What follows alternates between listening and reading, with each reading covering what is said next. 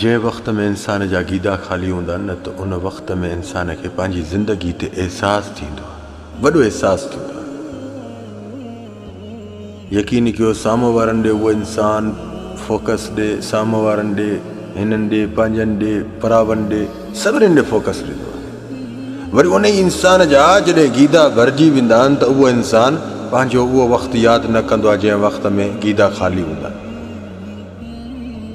हे इंसानो, अल्लाह रब ज़ुल जलाल वल इकराम जो शुक्र बि अदा कंदा कयो त जंहिं वक़्त में गीदा खाली हुई सो उन वक़्त में छा छा सोचींदे, वरी उन रब उन ॾींहं खे टारी, वरी ॿियो ॾींहुं आंदई, वरी ॿिए ॾींहं में छा आहे, कल्ह वारो ॾींहुं बि यादि कयो न।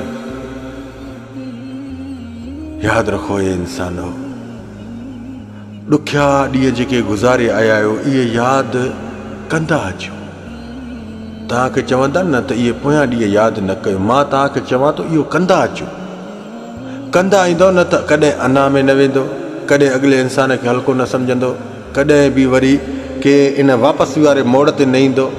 इहो इंसान जेकॾहिं पंहिंजा पोयां ॾुखिया वक़्तु यादि कंदो न त यार मां पहिरियों छा हुयुमि, हाणे मां छा आहियां, त उहो इंसान अञा अॻिते वधंदो वेंदो। ऐं थी सघेव ग़रीबनि जी माली मदद जेको वस आहे कंदा कयो। दोस्त कंहिं उमेद खां अचे उनखे थोरो सहारो ॾींदा कयो।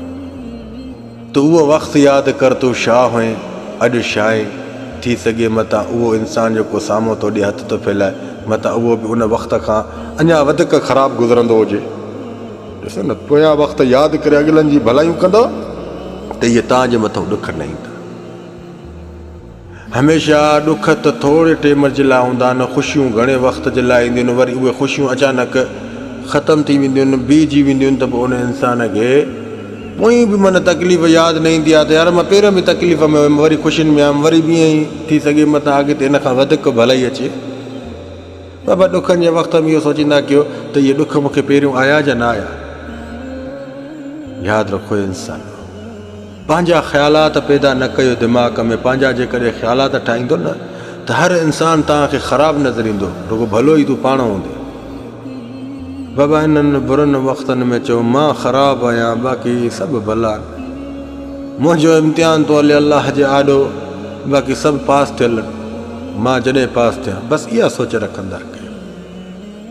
हमेशह भली सोच वारे सां रब उहे भलाइयूं कंदो आहे जो उहो उन इंसान खे पंहिंजे दिमाग़ में बि न हूंदी। जज़ाकल्लाह ख़ैर, मां सलाम।